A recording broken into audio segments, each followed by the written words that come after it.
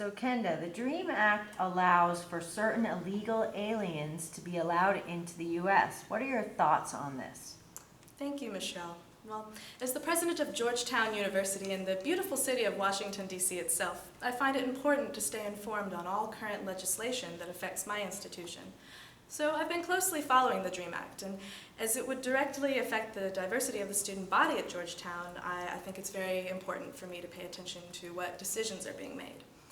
I would like to clearly state that I am 100% for the DREAM Act. I believe it is a well-thought-out piece of legislation that provides a wonderful opportunity for well-deserving students who have been in the U.S. for some time now.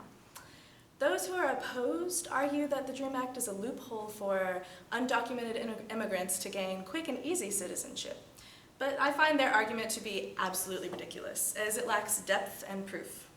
The common sense legislation only allows for individuals who are brought here as young children by their parents to It only applies to them, to the young children. So I read this article in the Wall Street Journal the other day, and it poses the question, what is to be gained by holding otherwise law-abiding young people who had no say in coming to this country responsible for the illegal actions of others? I think it would be a smart decision to give this question some thought and to give these high-achieving young individuals a chance to further educate themselves. If these students have been in our school systems for 12 to 13 years, why prevent them from getting a formal degree in higher education now? Thank you. Okay, well stated. So could you next explain in detail how the DREAM Act affects the economy? Thank you for that question. It's one of my favorites. Not only will the DREAM Act allow for the United States to be more successful and competitive in the global economy, I believe it will also be beneficial for our local domestic economy. Thanks to the Center for American Progress, I was able to clearly see how the DREAM Act will positively affect our economy. As the Dreamers join the workplace as hardworking, tax-paying Americans, they will contribute a lifetime of revenues at the local, state, and federal levels.